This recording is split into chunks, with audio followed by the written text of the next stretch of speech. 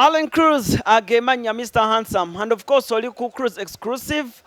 yeno show yaffe munga mumanyi bwe gitambula abamu ntegeranga mama Brighton mu ngeri y'enjawulo but mbebaza nnyo mwe bali nnyo kunjagala mwe bali nnyo kumpagira mu buli kimu kyenkola show yaffe y'olunaku olwaliro eri proud by Juliet Zawede Foundation and of course ali best wali mu USA naye ng'ate ne kyetugenda okukola wano ku ground mwana wa maama kyakabi nnyo era mugenda kuba mukirabira ddala omukyalo ono asigamba bugambi nti ayina ssente nti oba amansa bumansa ng'abalala we tubalaba abalina ssente nnyingi but no she invests her money ngazzaako ewaka okuyamba abaana boolaba abalusi abakateeyamba n'okukola ebintu eby'enjawulo gavana ajja kubatangazaako mu maaso awo projects omukyala bw'agenda okuba ng'aziteekateeka tujja kwogera ku management ya Governor S ate nayo batambula batya ebintu bitambula bitya bitambuza atya ekirala tugenda okwogera show yaffe eno yonna kolera egenda kubeera so inspirational ng'omuvubuka bavuka bangi nnyo mubeere eyo nga mulina ebirooto ebyokugamba nti njagala nfuneyo ekikadde nga kirina ssente njagala nfune ku bakazi abakulu nga balina ssente he has tested the waters and buli kimu akirabyeko agenda tunyumiza emboozi ye mu kusooka yalowooza bimutwalawa era yakomekerera aliwa omuvubuka alaba show olunaku olwaleero kuyiga kusoma kusomesa kuyiga byebyo biri mu show yaffe olunaku olwaleero ekirala music we ng'omuyimbi ayimiriddewo wajuzi yatadde akayimba akapya ebyo tugenda okuba nga tunyumyako ne musajja wange Governor S. Okay, ku Cruise exclusive koli and of course Governor S tumulina bulungi nnyo asooka ababuuzeeko n'oluvannyuma tweyongereyo sew wangi sew kyekiriwo ate wali kyamaanyi buuza kuba tulaba kyekiriwo mama Brighton nkulaba nga weekonga mu zipeegi zamayi zino zi group z'abaana bano abali ebuwarabu nga weekonga ne by the way ebintu byo binyumira nnyo abantu nange binyumira njanya abantu abali creative era bwe mbe ndi student bimalako nnyo stress mama Brighton binyumira mwalabanga kinga temwerabyeko ne Isima nga muli student yeyo Isima bwe twalinga student twabiranga mu apartment yemu era Isima nze muleta mu blogging Isima is so informed musajja mugezi amanyi wewe aleta Isima mu blogging nze leta Isima mu blogging omugamba ki Isima omusanga akola kyero omugamba ki Isima by then nali mbeera student nga abayitangayo nerabiddewo SOB God nabeeranga SOB God ngambeera ne muganda wange Eddie Asla ngomanye ebyo bya kugattagana n'ofuna inibwende gwe kupangisa like room mu nyumba y'omuntu kuba okufuna first hand apartment si kyangu oba okitegeera so nze nenkola ki nenkwatagana ne that's how bwe nakwatagana Isima ajjanga okunkyalira we nabeeranga ne mu picking mu interest nga ndaba ebintu byakola binyumira ayogera bulungi ali articulate analyzing issues in the right way kale ne mu picking mu interest nembera nga muletanga ku page yange nga jana yogera ebintu abantu bamwagala nnyo bwe bamwagala nga mbeera mubuuza ebibuuzo nga nze ninga moderator nga bumbuuza because nze ni more talented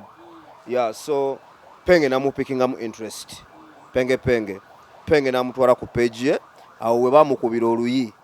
Isima n'atabuka okuva olwo Isima taddanga mabega ensonga zaali za luyi omuntu yenegadde okumanya Governor S atandikira wazaalibwa wakaalo ki ava ku kyalo ki yala zitandika mukubirawa Governor S azaalibwa Seguku ew'omugenzi Kulani Makinto Seguku ew'omugenzi Kulani Makinto we banzaalira era we banziika osomerawo wasomako nasomera ddala naye nga mu kusoma kwange engeri mama wange tata wange yafa nga akyali mwana muto katata wange bwafa nga akyali mwana muto mama wange naye bambi talina bulungi busobozi mama wange namusisi nkutumbidde nnyo ali kasawaawo by then nga bambi mukyala wattu naye yeeya bweyeeya baali kiryammuli eyo oludda lweyo bamanye ekyabakadde kiryammuli gye baali basenga taata wange ne mami kale then taata wange bwe yafa ne bamuziika we Seguku then nzirengana ewa jjajja wange Masaka bayitayo Kasaali oyitawo Kabale Bugonzi n'ogenda munda gye nabeera okuva mu nursery then up to P3 up to P4 nga nsomera ku ssomero baliyitanga Kasaali primary school Kasali primary school nasomeranga abamanye Kasali bamanyi bakwano bange ba Kennedy oli Dubai awo banyaga Fizi family. So wakuma mu P4 notikirwa bwe nali mu P4 awo ate ebintu bwe natandika okukula ntandika okwadima yalinga ekibuga ne ngamba jjajja kilasi wali obitegera bulungi unclose bwe nali mu kyalo ne mpulira nti ntandise okwegomba ekibuga oba ekisega jjajja ne mugamba kyalo mwabavubuka baana baliko P4 ni mwana muto naye nga family yange yonna eri mu kibuga oba ekigero ndi Kasali family yange eri mu kibuga sister wange ali mu kibuga kati nga ate ntandise okumisinga sister wange bamita na Jemba Mire anja tandika kubeera nga mbya na sister wange then jjajja ne mugamba jjajja nze nonkoyeyo njagenda kubeera na sister wange n'abaganda bange abalala mu kibuga kati then jjajja ati yali mubi n'akoona mu stamp awo ne nnyingira ekibuga bwe nayingira ekibuga kwolwo mbanzize nga ne senga wange yali abeereeyo bayitayo mukono kyabakadde nga naye yali azze ne baŋŋamba nti nekyoba okola genda ne sengaawo kati ate nga ne senga wange abeera mu kyalo ekibuga nakiwunya mu buwunya ne bantwala mu kyalo neekolera obusolo mu kyalo okudda mu kibuga obusolosolo eddalu n'ensiikuula eddalu nga lyakigenderere muko bawasenga nayo kankuba kibokeza zigenda okunzita zine mbagamba emizimu jinjagala seguku eno sisobolayo ewammwe ekyabakadde simanyi kirya muli nze nzira mu kibuga nekola eddalu nalwalirayo nettalo ettalo nerinuma nnyo ndowooza omukazi n'agamba senga wange Mire Kintu n'agamba omwana ono kamuzze mu kibuga ewali bazadde be kyayika emizimu gya taata we tegimwetaagayo eno kati awo no munnanga ate wenyingirira ki wenyingirira ekibuga kati eri nsoma ndi mu eri naviireyo mu P4 ndi mu P5 kati nasomero term 1 term 2 obusolosolo ne mbukola obusinga okuba obwettabbo ne bagamba tujja musobola etumuzaayo ne bandeeta Seguku nensoma Seguku ku St. Peter's Primary School nensomerawo third term ya P5 P6 nentuira ku Jubilee Academy era liri Seguku awo sono omusumba yali akulira essomero eryo bamuyita Leslie yafudde owa Abundant Life Church yali atukola essomero nga ddungi nnyo nga yaleeta Bulaaya n'amugyeeri n'amuteeka ku Seguku katusoma nga baana biki neze kuva dda nti era nga bazeeyi nze mbateekamu nnyo ekibuli njagala wali awo walungi naye nga bambi simanyi sente gye ziva ekitegeera kati so nentuulirawo P7 bwe navaawo ku P7 ne ŋŋenda second negisomera bayitayo Lutembe International saalwayo naye nange ekyejo kingi naye saamanyira kisulo nalwalirayo nnyo ne banzeyo ne bantwala ku Iru College Seguku bwe nava ku Iru College Seguku ate nga bakoze essomero lyali lyakabi nnyo ku mukaaga awo Seguku nga bayita Kawombe Memorial bayike mwe basomera bonna baani bakabeja bonna lire essomero lyali abakabeja nga tukuza enviiri tuba n'amasimu tukuba ekikiri nga bwe twagala ku ssomero gwennyini nga mutamusa okuba muno obudanke nga 5 Kawombe wali ogimanyi tusunsula ekiviiri oyita ku Seguku bana ba Kawombe tusomera mu Kalina ebbango twali kuba kati onensomerawo senior 4 kuba eri navaayo mu senior 2 onensomerawo senior 3 nensomerawo senior 4 paka senior 6 bwe namala senior 6 nejoininga St. Lawrence University unajoininga St. Lawrence University mba ndi ku ya 2 kajja ne kaggwawo jukira taata wange taliiwo n'omusajja bambi yali ankwatirako bamuyita Matiya Lubega jjajja wange abeerawo Nyanama nga naye bambi ate akuza ali ku pension nga akasente kakoze eki kali tekaweddewo naye nga ndowooza bambi takyasobola naye nga omusajja oyo yambeerawo Matiya Lubega so muwabuzi wa Kabaka Emmengo mwagala nnyo Nyanama awo so university ogikomyawo obulamu butandikirawa kati mmaze university by then nga negomba nnyo okuba omuyimbi Eke nasoma naye Kawombe nga ndi 1 class ahead nenga akutegeera nga Eke yali anjagala olw'ensonga namwefasanga nnyo nga tumuwerekerako ne tukoma ne ku gate ya kamiliyoni abagamba muperekereko eke nga teetaga bakitanga batya pass out okufuluma nga tabyetaaga nga wayagalira wafulumira kati katufulumira ku ye ntumuwerekerako tukoma ku gate olonga kusomero twagamba tulabira ndogo ya kamiri by then nga ina hosi senior kinno gavana kusomero mwagamba mutya tulabira ndogo ya kamiri oli nga tulimba nga bakuwerawo pass out omulabirizi w'endogoyi onogera ogisaira omuddo kati munnange fe eke nga tumutambulirako naye nga abalabizi b'endogoyi nga n'endogoyi tugirabako ebeera munda bambi gate ewedde eke bw'abaleka ku gate nga bagamba atya bannaye tujja kwezuula munda miwunyo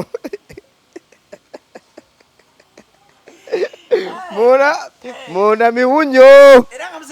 musigala ku gate mumuswama sawa emisenda tewakamiloni waliwo olusozi emisinde mu buyunifomu banze nalina akakyalika nga bakayita ashawayini so kati kayita kawusisidi emisinde nga tuddaka ng'oyinza okuta eke nga yeserebu ku ssomero mubeera naye nogera olaba abaana bamusonga muganda wa kamiliyoni amatoni afe tugamba fe tumulina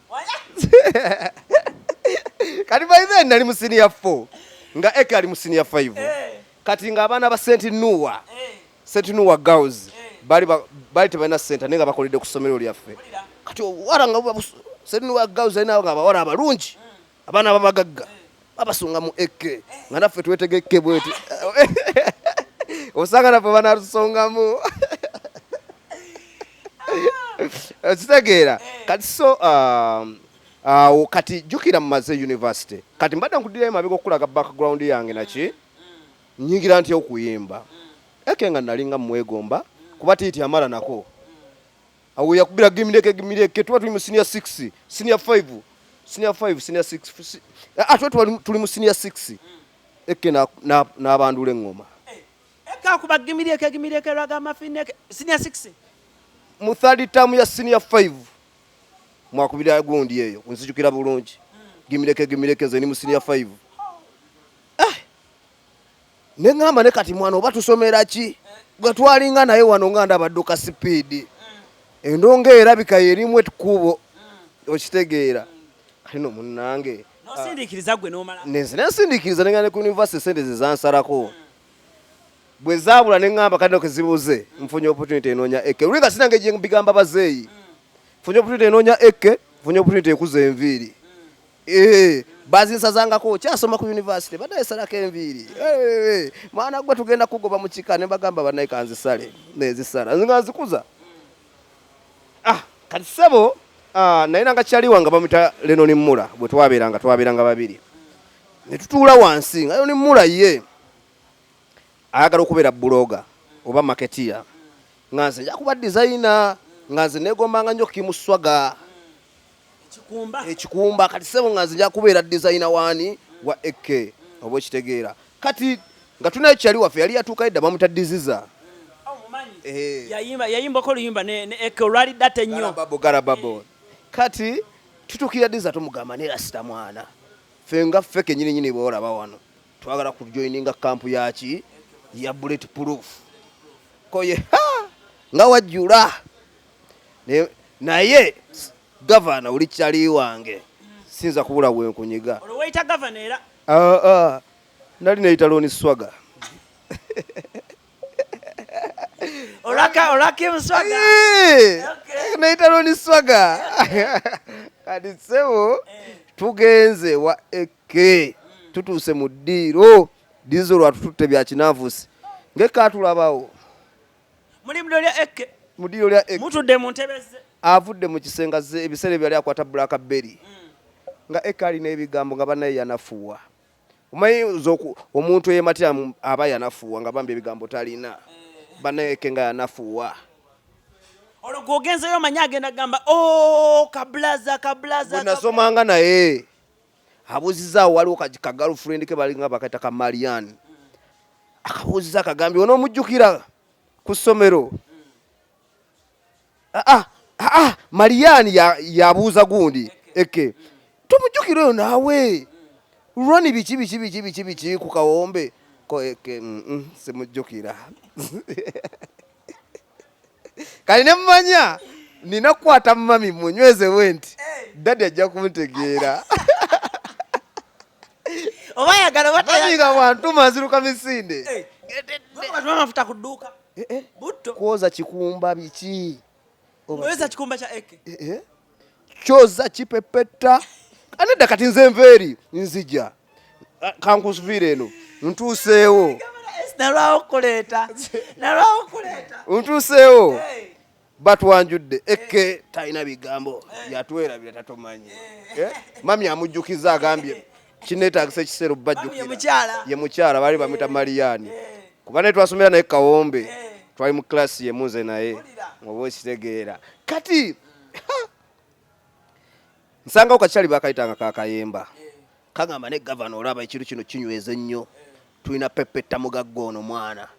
ekikumba tuno kipepeta super custom tuno jigiranga ne mukakayemba nzondaba nina PhD mu kupepeta n'oggolola kati kayemba ebyo biseera naye atandise ofunamu ku maanyi kamiri amuwadde kolabaawo kayemba sesi mutegedde excess kayemba yakubayo kamu ziraawo n'anyoosa seba omumanyi kati kamiri amuwadde kolabo kayemba olwo ene bullet awuya takyakola ki atandise okugenda nga ki waggulu wa rasite wa kamiri neŋŋamba kayemba onjagaliza gavana S kanjoze engoye z'obadde oyoza n'emmotoka eyo nsiimule ennyumba engoye nzizinge tebajja kukumiisinga nayoza engoye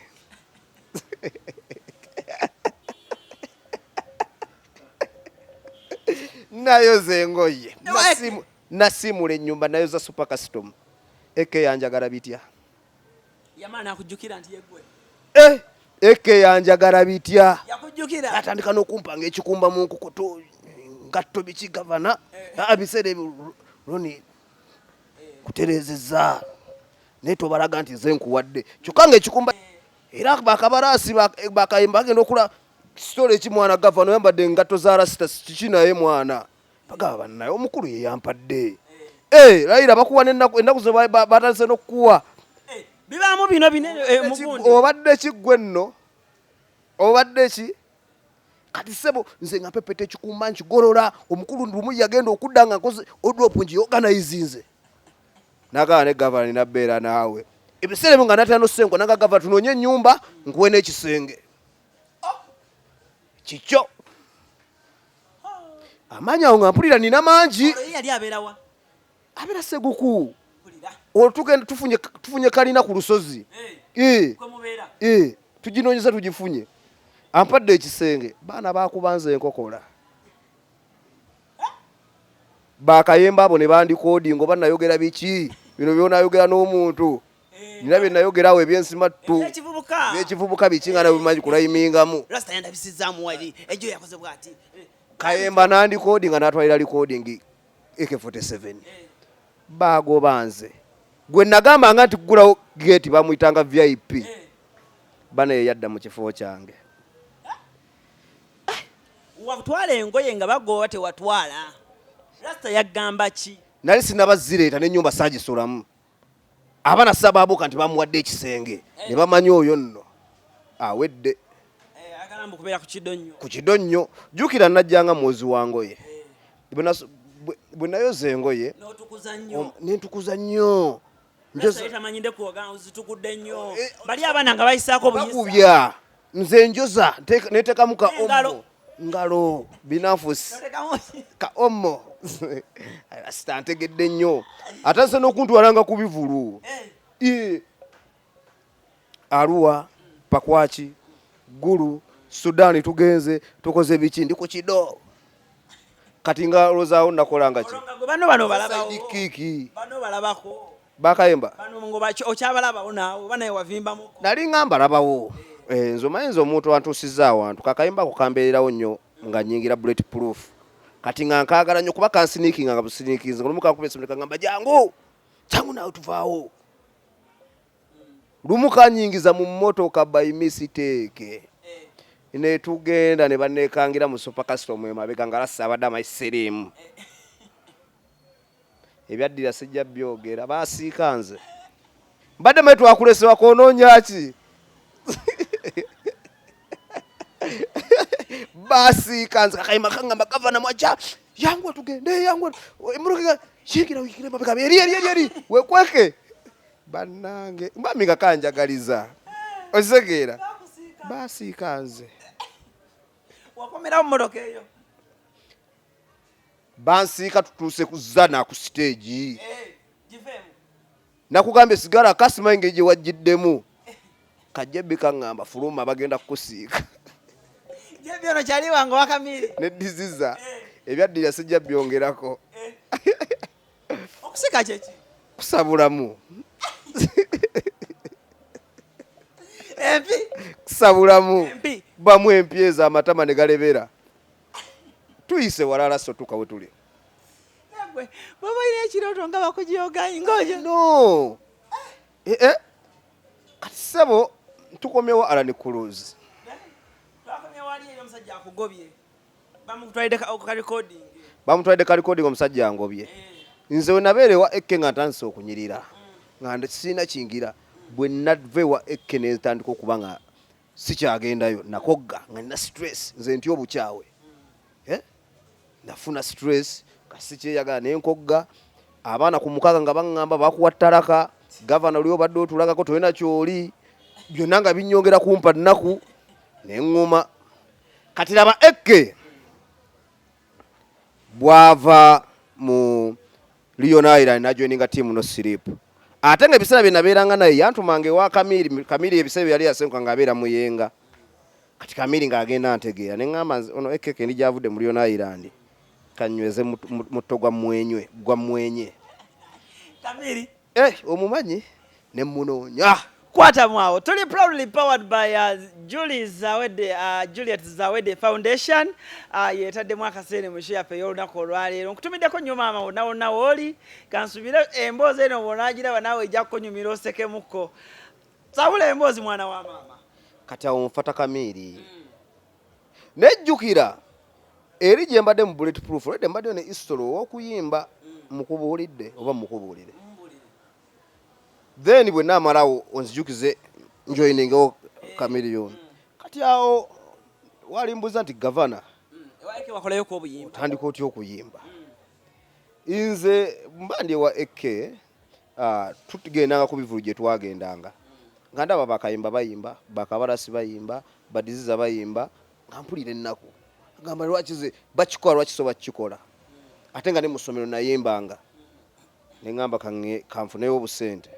nefuna kyali wange ku mukaaga awo bamuyitanga Lemudi mugamba mpandikirayo akayimba n'akawandiika switi wakati nekakuyimbira oyinza oseka sijja kakuyimbira nvaako sijja kukayimba muzeeyi kolansi yokka nta tugenze wa ex producer ku mukaaga awo ex nkolobezza nkajjeeyo nga kafubitya simanyi kuyimba bantangiza butangizi sinaba kuyiga kuyimba kyali sinakumanyira bothi tojja kalaba aga ku gavana yeso ojatandikira ku kirungo awo jase jenatandika kati so bwe namala okukola akayimba ako bambi nenkatwala nenkanjulira Ekke ebiseera nga tubeera ffenna teyakiwa attention teyakiwa attention neŋŋamba omukulu ono nalaka ayaga kuzoleya mu mutima kayimba nenfuna ekigoma awo waliwo ekyaliwo nga bamuyita Semujiwe bunnamwayo eyo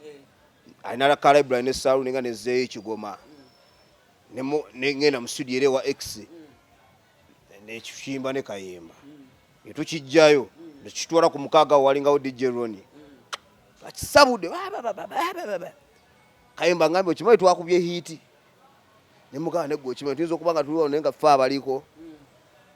bannange okimanyi buli muyimba abamanyi yakubye hiiti bulimba lwakuba yensobi gye tutomera tugenze wanayang'amula ebiseera ebyo yali akakuba kayimba banmande mukandumina yenze yali aliwaka ne Papa Siddi nga bazeewa Ekke ne tukamuwulirizaamu n'agamba mbwammwe mwakiwanise mwakubye hiiti okimanyi ne tulowooza ntukubye hiiti kumbe obalanga muli ali atukiina tetwategeera nakati bwowuliriza ennyimba ezo mbutuufu owulira nga twali tuvuya kati malaawo nga twalira ekke tuba tugenda okuyimba nga nze nsookawo excess naddawo kabarasi naddawo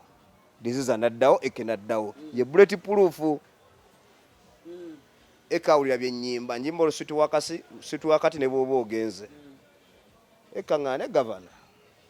nkwagala nnyo mwana wa maama naye ebyokuyimba biri ekiwaani obeere muli wa ssente tuzikole gwe okolenga buki olyenga buli nga mukama katonda nkoze ntya nga akanjiyeyo akayimba akalala nefuna feeling ya gutujja oluyimba baluyita gutujja ku YouTube okwo kwerulima nefuna feeling y'oluyimba gutujja era nine kakayemba kange kagamba mwana afunye feeling eno kikava kaŋŋamba tuwandike lyrics yalwo netugattagatta amagezi zinako netugenda ku studio awo yalinganga okusekuka omusajja ali akaveeranda nga bamuta bamuyitanga Watts ngana producer bamuta Nsekomani Pro Nsekomani Pro nankolera oluyimba lwa gutujja gutujja awo abantu batandika okulaba nti gavana agenda akola ki agenda ayiga okuyimba oba okitegeera nefuna ne kyali wange yankolera eyampa offer eya video nengishutinga neshootinga video ya gutujja ye yasooka nengoye zali munazeewola wa kyali wange Dalias abiranga sekuko awo Dalias ampadde engoye ansasudde ne taxi gye twali nnya ngeze ewa mukwano gwange mama Niko musabye muwala we mugambe saba Niko abere mu video yange Niko yali mu kyotanga asomera Taiba bampadde Niko abere mu video yange video ewedde njirese wo mukulu aŋŋamba mugamba brad video nenga bazi ajiwa attention yaŋŋamba nina kulya ssente nenga mparalizizza mpaka lwagiraawo firimu ezaaliwaawo ezajjiraawo siwe wajjira saga zirize musinga okwagaze mumbuuza omukazi akusinga obukulu gavana yese yawasiza omukadde nesoma situation eyo engamba eno situation etagamu oluyimba nga baluyita mukadde lindako ofulumya video omukulu tagiwa attention mu bwongo bwe ekikujjira ki mu bwongo bwe ekinzigira ngamba nti nina okwongera okukola n'amaanyi okuprovinga omukulu ono nti I can nzire mu studio by then ensasagge eziri ziguddewo awasiza omukazi omukulu amusinga obukulu omukadde ezo ensasagge okugwawo zigwawo ng'oline okyalina ekke ezigwawo ndine ekke akyamawulire gafuluma nti omuyimbi wa Lion Island mulyambi wa Kamiliyoni anti bullet proof yalinga under Lion Island nga letunna tugira ku nsasagge eyo naye ensasagge egenda okugwawo eyo nga onyingidde Lion Island fule olwo ekayingidde ki tebunasirebu kyajja kutwala ku mukyalo omukulu omusangawo omuzungu oyo yansi sijja kubulira gye biri kuba mukazi wange gyaleesudde ajja biwulira nyiigire kuba sawa zino okuzzamu ezo story naye nga byansi kwali kweyiya rasita naye sibakubiriza abavubuka abato bali mu myaka gyange kweyiya bwe mutyo ojja tomera owesiga nali neyiya rasita kwesitula kyovola this time osobola n'okumpa time n'ombuuza ku byaliwo nondaba nga n'okwekyanga neekyanga maybe yali destiny yange kweyiya just mwana embeera yali mbi wewe wali depressed yeye embeera gye walimu ng'ovudde mazove wa eke buli omwanka kasabukakasa ndiyala kayimba kange akagutujja tebakategeera sigalina okweyala sira mwana sina muntu wange Bulaaya nga ne yali ntutteyo nga nina okuyiye ekkuba ate nga nakulanga njagala Bulaaya nga nina okwekubira egundi ngende yinje omuvubuka yeebuuza Governor, omukazi wamusanga ku beach wamusanga mu bbala wamusanga saakuddayo nnyo kuba interview ezo nzikoze nnyo ate ng'egirina ekimyulo ekipya kiriniya ate mukazi bakiyita batya ekirungo ekipya ekimyula liniya ne muzungu muswede muzungu wasibira mu bazungu si kyekyo naye ndowooza akalimi bwe kakyusa kati kakola kati dda mbazungu ndowooza naye nga bakyala baffe abadugavu mbaagala nnyo mbawa ekitiibwa bwe basinga n'okwagala oluyimba lwange olw'omusaayi ne jasi nti ebiseera bye nabeera Sweden ate gye nafunira oli ate bwe mba ndi Bulaaya ate gye wasinga abazungu lwaki mba nkomboza ekibalo kyo kyakwata bulungi ekyaki ekyokuva wano n'akutwala eri kyakwata ne ŋŋenda mba ndi ku intaneti okwo nga ndaba olaajana waliwo ate abaali bakuba empokola olw'eipapula bakuze nga nkulaba okoze live I know mayi Bulaaya erimu enkwe ate mu kubaamu enkwe erimu abantu abataagaliza nze nva wano ŋŋende Sweden nashayininga nnyo mu kushayininga ennyo nensooka nenziramuko ku kava nga nkyeyiya nga saakubeera mu kamera nnyo kyova buli omaga gavana wagira ate n'omwana ogira bwoti ng'olwo nkyeyiya nyingidde ntya sisitimu okitegeera nga nakubeera nga nekwekamu kati bwe nadda mu sisitimu bwenti tandise okubuuminga bwenti abalasita banteekako embeera ab'e Sweden ab'e Norway ab'e Amsterdam kugamba ekyalinga awo lasita lwakuba nti gye sinali nshayininga nze mmanyi okwambala nina emikwano mmanyi okukola emikwano kazi nayingira Sweden mu myaka 2 nga buli omu anjagala ne ku Bulaaya waliyo endungu eyo ng'ate ffenna tuli bannayuganda tumanyi tujja matudeeka wasinga kuba ka community katono asoshayininga ka community katono baba balina kukussaako mbeera oba ekitegeera wadde mulimu n'abalungi wali olina ssente nnyingi nnyo oba wali okola sina ssente naye okushayininga kuno ngerinnya kavimbo bupate ffe tuvimba ne bamuli serekita ekikumba biki bagamba ono yakajja tanaba nakufuna mpapula naye nga teyeyagala nnyo okitegedde live nzikuba nga zigenda vairo kati olwo bapenge bakyaliwo penge kyali wange kuva dda penge mukwano gwange kuva dda nga nkyali mwana muto era twakulirawo ku Seguku oba okitegeera nze nkwatagana ne penge 2010 nga nakama senior 6 nga bo basajja bakulu bani olwo abakubeezabeezaawo mu Sweden mpola mu mbeera eyo bakunyigiriza baagala okuzza waliwo omuganda wange bamuyita Jimeka Kembo yambeererawo nnyo yansuzaako n'ewaka we bambi Jimeka Kembo baagala okuzza baagala odde ono ayambeerawo ng'embeera tenabatterera ng'embeera tenabatterera nze nagenda okuva e Sweden ng'embeera eteredde empapula ozifunye genda okuva e Sweden nga buli kimu malaala lasita mwana oba ekitegeera so Jimeka Kembo Marcus ne Uncle Maka abeera Frames Bar mwagala nnyo Mama Victoria Mubiru naye ali Frames Bar yambeerawo nnyo Katonda Roja ng'oli Eurostar naye wambeerawo nnyo mwana wa mama ne Sandra Shaw ngali SOB God ne muganda wange Eddie Asira wamuli Relaxers at Isma bampanga nnyo ekintu kye bayita peace of mind nga bangumya nga bangamba Governor S tewali mbeera ya lubeerera one day ojja kumala ofuko ow'ettabbo bino eby'abantu bye bakwogera bakusojjasojja guma oluswedi waluyiga oti oluswidi saafuna chance erusoma neneesomesa nganze nenjigamu ebigambo byange ebitono ne kati ngenda kuddayo soon then ngenda kusoma luswidi nsobola okuba nga nsobola okucommunicatingade mukazi wange bulungi mu luswidi oyinayo abaana asinayo omwana n'omu planingira dde okuzaalirayo omwana tuleka gavana akato kwolwo ku kiseera ekituufu nga kituuse bitu by'okuzaala si byakupapira n'okuzaala muntu nga mwena mwetegeera kiki oyize mu lesoni y'obulamu bwo bwonna mawulire kukuba muvubuka muto akoze bw'ati muvubuka muto akola bw'ati kyenjizemu ebyo ebintu nga byogambye mawulire kukuba kubeera persistent bw'obeera ng'olina gooloyo nga gw'ogina mu bwongo nti gy'olina okubeera nga oggusizaako omuzannyo gwe okubeera ng'ofuuka wakabi ebigambo by'abantu byesonyiwe abantu bo bajja kwogera abantu bajja kuseka naye most of the times tukola ebintu naye nga mutamanyi na lwaki wakikoze oba okitegera kati nze gavana abaalinga bansekerera ate kati be bampaana ate kati be bampita ku zi interview ate kati be nkolera charity kuba nze ndi musajja am so much into charity njala nnyo okuddiza abantu abatalina. That's why nine Juliet Zawede Foundation olw'ensonga. Nakubuuza, how do you meet Juliet Zawede n'okubanga okola naye? Juliet Zawede namulaba ku internet okwo we yatabukira ng'alina eggulu n'eppengepenga awo. We yatabukira n'afuuka ow'ettabbu ennyo yakolera charities ez'amaanyi n'awa abantu ssente. Nze omanyi nze saaga kusigala mabega saakubamu abo basembye. Mami Juliet ne musindikira message ku Facebook.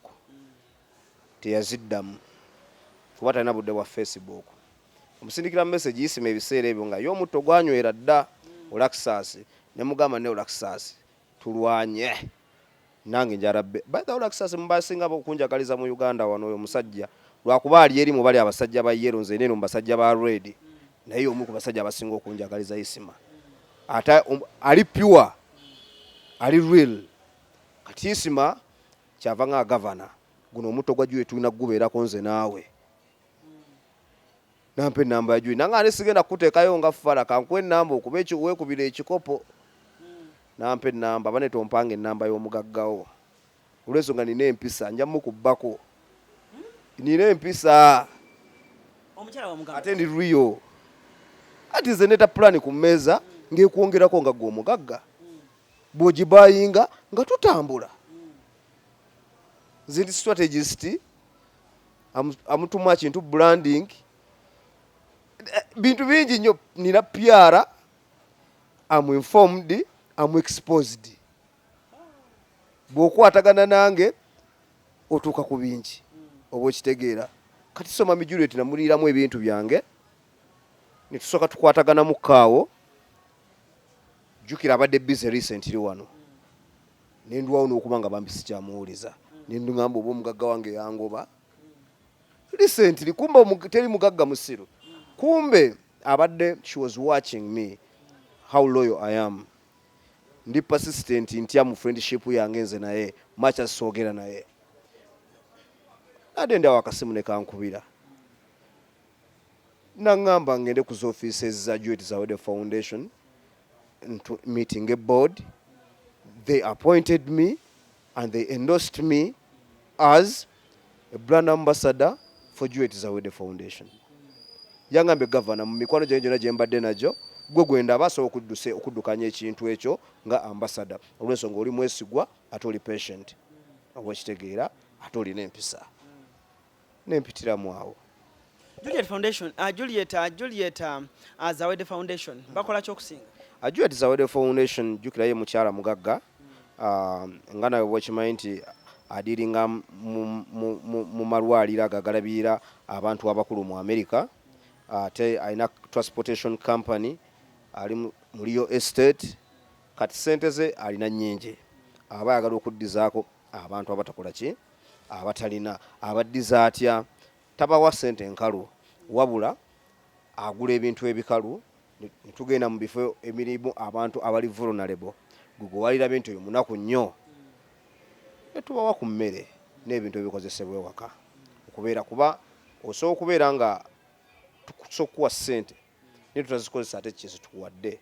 ffe tukugulira ebintu bye wali yeetaaze nga gwo bambi yeetaaga obuyambi bwaffe ne tubikuwa. Yeah. Okay. Watwala olina oluyimba lutwale wakoze oluyimba lwe watadde omusaayi tikimanye nange nnina omusaayi nze kusaba onjagaleko walaayi. Ani yaluwandiise? Ronnie Ondison. Okay. Ronnie. Ronnie mumanyi kyali wange. Ye yaluwandiise? Yaluwandiise. Era yaluproducing nze? Era ye producer. Okay. Video ne shooting b'omuvubuka bamuyita Chrome HD Lab. Yeah. Dutambula lutya sofa?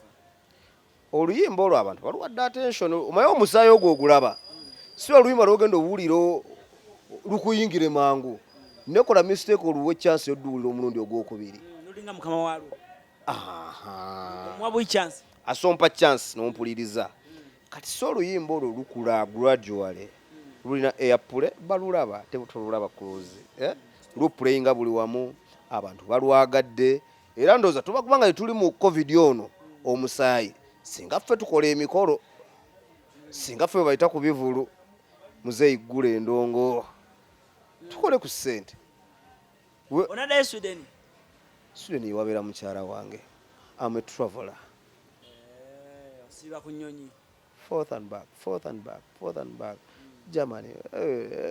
obayitaayitamu awo wonna Germany eggaali ogiyisaamu anti Schengen zonna obusi Amsterdam Denmark Austria amwe traveler so Bulaaya ali part of nze olw'ensonga bwe nali Bulaaya ate nga gyembeera I need to be traveling ate ne mukazi wange gy'abeera nalaba nti mukazi wange si traveling kuno watufunira kamyaka gya gondi gya Governor S obadde ogenda gamba ki nedda SB for media kuno ke watufunira myaka ki myaka gyange mweyagala ebyekivubuka tweyagalira ddala kuba mule tulina bafumbo empeta yaluma dda eyo yakubiri oba eri mwa divorce eri yali divorce kale Governor S gwe tulina owaaye kankuzeeko emabega katono nnyo tumalireyo tuwunzike omusajja bwakusindika ku mutto gwa Jose Chameleone musajja nzira ku mutto gwa Jose Chameleone ebiseera ebyo nga naye nnyini akyalinamu obusungu bwa muganda omulekulira n'agenda mu ttiimu zino sirip ffe tugunyweza titwagala kusiba mpeera n'erinnya lya Governor S tuba tuli ku bubbles abuuza onani bamugamba Roni Swaga tunabeera n'aba Roni Swaga bameka tuna Kim Swaga Roni Swaga ono kamuwa erinnya mwekumikisa nagamba gwani erinnya lyo negamba nze Semawere nanga kati gwe Governor S ne S eno giwandika ng'ogisaamu Swaga SCE Governor S nkwadde erinnya ogenda kubeera musajja wa kabi ojja kufuuka famous ojja kufuna ssente sina gwentumya erinnya natafuuka wa kabi Governor gwe nkwadde erinnya omaze munnange byakyuka mbwe yampa erinnya oba abasajja baliko empewo eziragula byakyuka mulo si bwe byali si bwe biri kyosinga okwebaza Chameleone kyesinza omwebaza Chameleone wakabira star tegwe okimanyiza mbeera ne Chameleone ennyumya naye nga bwe nnyumya naawe kubeera friendly nakusembeza abantu abatalina kye bali ate n'abasitula nga nange bwe yansitula ate akyaleeta n'abapya gye bali bakkule baani kati fe omugigi gw'aba Governor S ogw'abasaha ogw'abaani Bayanga Mulo ogw'aba Biga yaliko wa Chameleone obadde okimanyi bangi nnyo ba good life Baraso naye yayita mu bigere bya Chameleone so ffe kati emigigi egyaffe tugenze tukula era tumutwala nga Godfather n'ate waliwo emigigi ate emito gy'atandise okukwatako nze abeera mukwano gwa Lord Mayor so Chameleone mwagalako ekintu kimu kubanga yansembeza otherwise yali badde nga mikwano gye gy'emyaka gye ab'emyaka gye nenaffe atuwa chance tunyumyemukko naye aye ne tumuyigirako ebintu bingi kale mu bigambo byebisemba kiki wandyagadde ogamba abantu kinaalyagadde okugamba abantu mpozi ntumira ku mukyala SN Powers Cash Madam ng'ali South Africa oye manager wange nno era yakwasaganya ebintu byange eby'omuziki SN Powers Cash Madam nkwagala nnyo nkuwanya ekitiibwa webale kwagala music Ugandan music ayaga nnyo music w'abana Uganda era ndowooza olaba buli kintu kye kibeeramu atiisa oluyimba lw'omuyimbi wa wano mulaba mukwano gwange tutera okunyumyanyumyamu ne SN Powers mukyala wa mukozi nnyo ate mugezi alabira wala anti teri mugagga musiru omanyi yali nnyo awo kugundi awo bayitawo batya awo Kampala wano wansi awo ekiseka awo so musajja mukyala mugazi nnyo alabira wala ne bambe yangamba bayayi bamuyiseeyiseemu bangi awo nga baagala omubba naye aba abalaba naye amaana afuna omuyimbi ow'empisa Governor S era essaawa yakakati ali ku Governor S yekka pozi n'ekirala Abannayuganda mwebeereremu mubadde mukimanyi nti covid gyali mwerabidde nti nno covid gyali essaawa yakakati attention mugitadde ku covid aye ne mwerabira nti ne siriimu gyali muli mu kweyagala mwegadanga live siriimu abakwata attention mugitadde kuki ku covid actually rise ya HIV ebadde y'amaanyi nnyo mu COVID-19 good situation eno olw'ensonga abantu attention bagissa ku COVID ne batandika kugenda alaali bagissa ku COVID ne batandika kugenda alaali mwekuume tonywa n'ovuga mubeere ba Luganda mweyagale nnyo empala nambi nnyo akusinga katalani cruising ono bw'aba akusinga mune mwebuuzeeko nti okikola otya kusinga obeera ng'omukola ki ng'omuteeka yes dada kale bagise cruise exclusive Shanik photography camera kwali bulungi okuba ekintu kino nga tukivuga bulungi nnyo nyongera okutumirako omukyala Juliet Zawedde nti kansuubire ka program kaliro kajja kukunyumira nnyo Juliet Zawedde Foundation basangibwa wa Juliet Zawedde Foundation basangibwa bwe bajja ne tugenda funa offices endala very soon mu kibuga awo wakati ya tukyali mu zinoonya ne kati nga tuba tukyali bwe bajja otherwise for now munonye ku Instagram Alan Cruz official Facebook Alan Cruz tubeere nga tweyongera